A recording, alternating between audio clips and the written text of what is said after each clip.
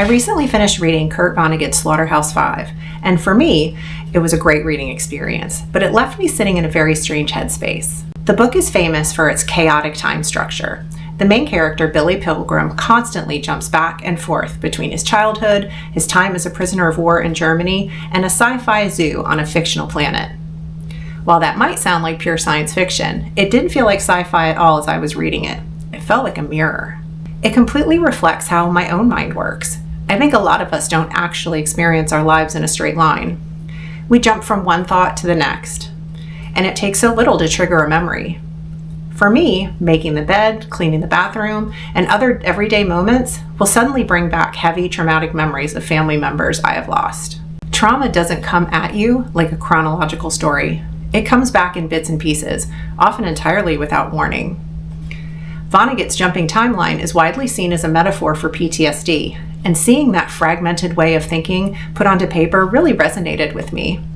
It felt incredibly validating to see a brain portrayed that way.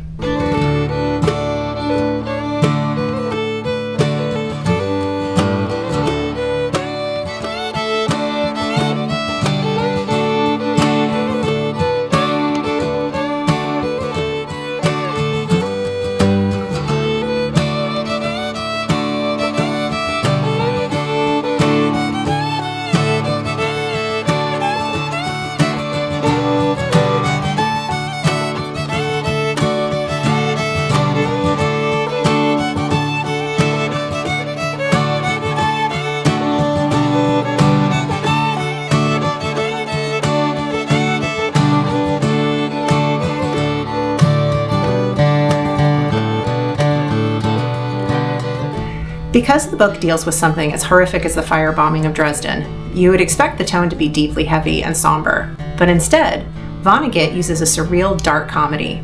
The book feels oddly detached from the tragedy, but for me, that detachment worked in a really good way. I've always used comedy to process events in my own life. Sometimes, when life gets incredibly heavy, the only way to deal with hardship is by finding the humor within it. If you don't laugh, you'll break. And that brings me to the phrase I loved in this book, "So it goes." Vonnegut inserts this tiny phrase every single time there's a death, whether it's a major character, a group of people killed in a crash, or even a glass of champagne losing its fizz. On the one hand, it acts like a safety valve. It lightens the concept of death, so the reader doesn't collapse under the weight of grief. But at the exact same time, the sheer repetition of it creates this massive ticking body count. It emphasizes just how common, cheap, and constant death is in a world torn apart by war. It's a brilliant piece of writing because it uses a shrug and a smile to point at something devastating.